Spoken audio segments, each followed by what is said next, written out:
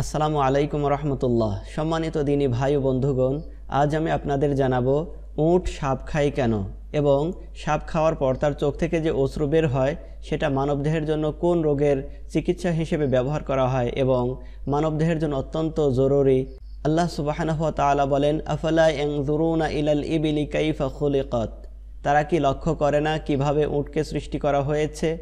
আল্লাহ সুবহানাহু ওয়া তাআলা আরবদের জন্য উটের ব্যবস্থা করেছেন, উটকে সৃষ্টি করেছেন। আরবদের জন্য এটা এক রহমত স্বরূপ, কারণ আরবরা মরুভূমিতে তারা দেশান্তরে সফর করে উটের উপর আরোহণ করে।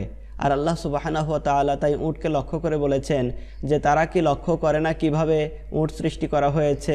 আল্লাহ তাআলা উট সৃষ্টি করেছেন, তার মধ্যে এমন একটি নিয়ামত দান করেছেন যে উট যখন দূর দূরান্তে সফরের জন্য রওনা হয় সে একসাথে এত পরিমাণ পানি খেয়ে নেয় এবং তার মধ্যে এমন একটি থলে রয়েছে যে থলের মধ্যে 6 মাস পর্যন্ত খাবে এমন পানির ব্যবস্থা করা হয়।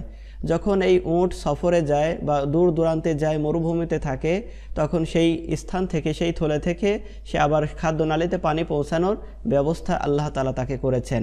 এই কারণে আল্লাহ সুবহানাহু ওয়া তাআলা বলেন, আফালা ইয়ানজুরুনা ইলাল ইবিলি কাইফা খুলিকাত। তারা কি লক্ষ্য করে না উটকে আল্লাহ তাআলা কিভাবে সৃষ্টি করেছেন, কিভাবে উটকে সৃষ্টি করা হয়েছে। আর এই উটের একটি রোগ হয়, হাইয়াম নামে একটি রোগ। এই হাইয়াম নামে রোগ যখন হয় তখন এই উট শুধু সূর্যের দিকে তাকিয়ে থাকে, অন্যদিকে সে ঘোরাফেরা করে না। আর এটাই তার সবচেয়ে বড় রোগ। আর এই রোগে অনেক উট মারা যায়। আর উটকে যখন জীবন্ত সাপ ধরে খাওয়ানো হয় তখন উটের চোখ থেকে অশ্রু ঝরতে থাকে, আর সেই অশ্রুটা সংরক্ষণ করে রাখা হয়।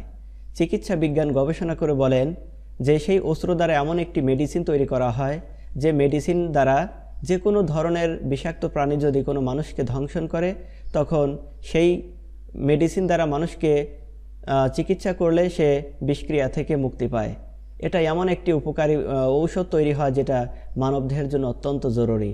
এ কারণে আল্লাহ সুবহানাহু ওয়া তাআলা উটকে লক্ষ্য করে বলেছেন যে তারা কি উটের দিকে লক্ষ্য করে দেখে না যে উটকে কিভাবে সৃষ্টি করা হয়েছে।